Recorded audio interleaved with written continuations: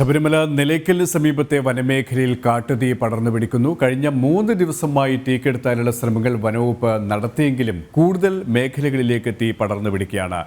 വേനൽക്കാലത്ത് fire line തെളിക്കാത്തതാണ് തീ പടർന്നു പിടിക്കാൻ കാരണം. ഇവരുമായി സിജി ഉമേഷ് ശരിയാണ്. ഉമേഷ്, ഇപ്പോഴും തീ പടർന്നു പിടിക്കുന്ന സാഹചര്യം തന്നെയാണോ? തീ കെടുത്താനുള്ള ശ്രമവും ഏത് തരത്തിലുമാണ്?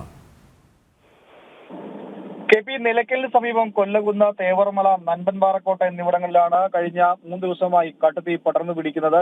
കഴിഞ്ഞ ദിവസം പെയ്ത വേനൽ മഴയിൽ തീക്ക് അല്പം ശമനമുണ്ടായെങ്കിലും കൂടുതൽ മേഖലകളിലേക്ക് തീ പടർന്നു പിടിക്കുകയാണ്. വനം വകുപ്പിന് എന്തെങ്കിലും കാര്യമായി ചെയ്യാൻ കഴിയുന്ന തരത്തിലേക്കല്ല കാര്യങ്ങൾ ഇപ്പോൾ ഉള്ളത്.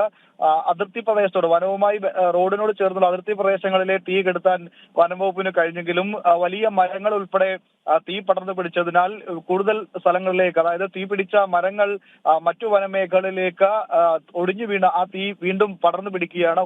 വനമേഖലയിലേക്ക്, പ്രത്യേകിച്ച് മലമുകളിലേക്ക് തീ പടർന്നു പിടിക്കുമ്പോൾ അവിടേക്ക് ആളുകൾക്ക് എത്തിപ്പെടാൻ പോലും കഴിയാത്ത സാഹചര്യമുണ്ട്. അതാണ് തീ ഇത്തരത്തിൽ പടർന്നു പിടിക്കാനുണ്ടായ പ്രധാന സാഹചര്യം. 3 മലകൾ പൂർണ്ണമായും ഏതാണ്ട് കത്തിക്കരിയുന്ന അവസ്ഥയിലേക്ക് കാര്യങ്ങൾ എത്തിയിട്ടുണ്ട്. അല്പം പറഞ്ഞതുപോലെ നേരത്തെ പെയ്ത മഴയിൽ അല്പം ശമനം ഉണ്ടായിരുന്നെങ്കിലും കൂടുതൽ മേഖലകളിലേക്ക്, അതായത് വലിയ മരങ്ങൾ ഉൾപ്പെടെ തീ പിടിച്ചു നിൽക്കുന്നതിനാൽ അത് ഒടിഞ്ഞു വീണ മറ്റു ഭാഗങ്ങളിലേക്ക് അഗ്നി പടർന്നു പിടിക്കുകയാണ്. അങ്ങനെയാണ് ഇപ്പോൾ തീ നിയന്ത്രണ വിധേയമല്ലാത്ത രീതിയിലേക്ക് കാര്യങ്ങൾ മാറിയിരിക്കുന്നത്. അതുകൊണ്ട് തന്നെ അവിടേക്ക് ആളുകൾക്ക് ചെല്ലാൻ കഴിയുന്നില്ല.